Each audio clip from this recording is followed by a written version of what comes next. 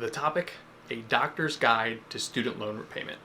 So whether you're going for public service loan forgiveness or aggressive payoff on private loans, we're going to walk through 5 simple steps to just getting organized and making sure you're on the right track forward. Today, the average debt is $196,000 after medical school. So as you can imagine, this is a pretty popular and hot topic. So today we're going to walk through 5 easy steps to just get your loans organized and making sure you're on the proper path forward. So stay tuned, that's all coming up next.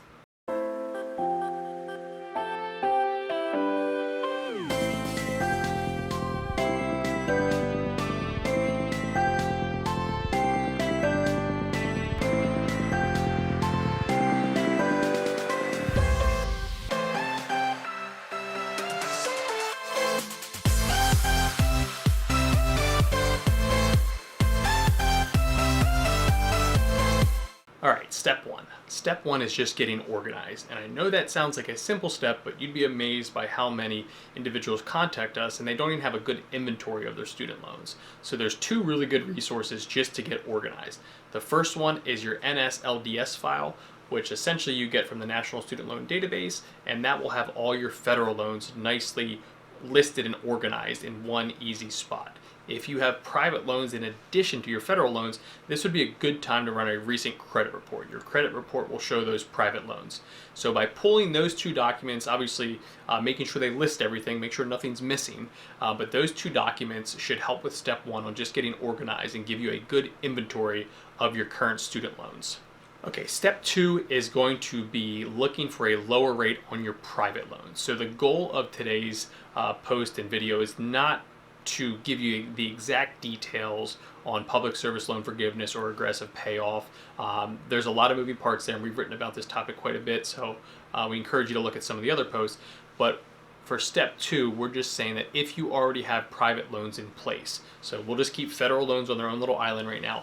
If you already have private loans in place, and we know there's no special federal forgiveness programs for those private loans, now would be a good time to get those organized, hopefully refinance to a lower rate, and get them on a good track going forward. So again, step 2 is just going to be looking for a good rate on your current private loans. And make sure, again, at this point, at this phase where we're just chatting right now, we still want to keep your federal loans as federal loans. We're strictly referring to private loans, and that's step 2. All right, step 3 is just determining your federal loan payment. So at this point, again, we're not saying you have to be going for public service loan forgiveness, but if you are going to keep federal loans, really in a perfect world, when you leave medical school, we are going one of 2 routes. We're either going to pay off aggressively and get rid of these loans, or we're going to get them in order and go after public service loan forgiveness. But the first big step there is going to be just knowing what federal program you should be on, or what income-driven repayment plan you should be on. So make sure you're checking in with the different resources out there. Like I said, this post is not going to go through the details there.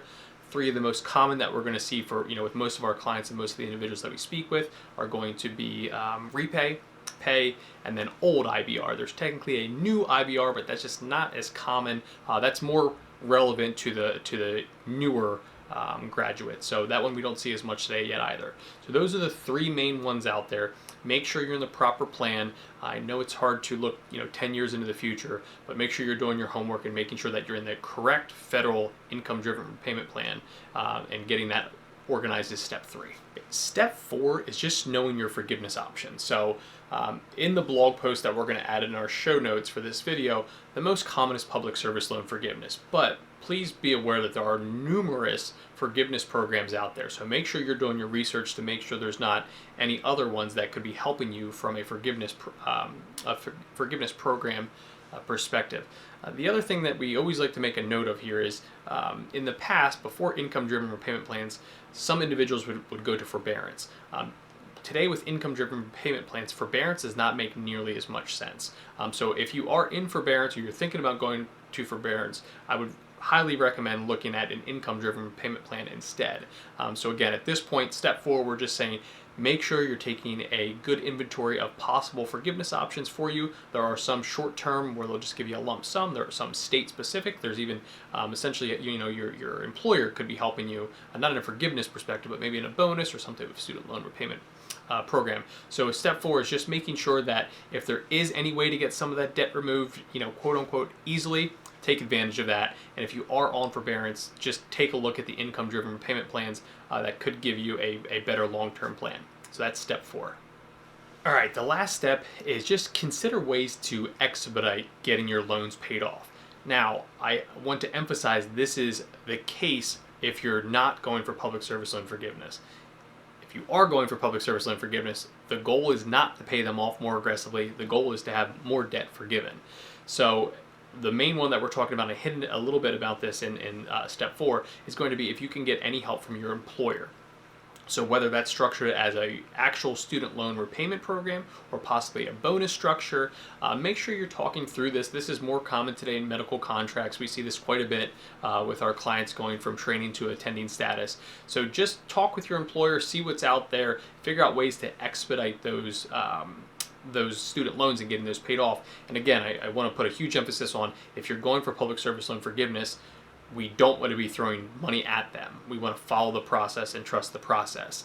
But if you do have loans that we are trying to pay off aggressively, step 5 is figuring out ways to expedite those as quickly as possible and get those paid off and out of your way.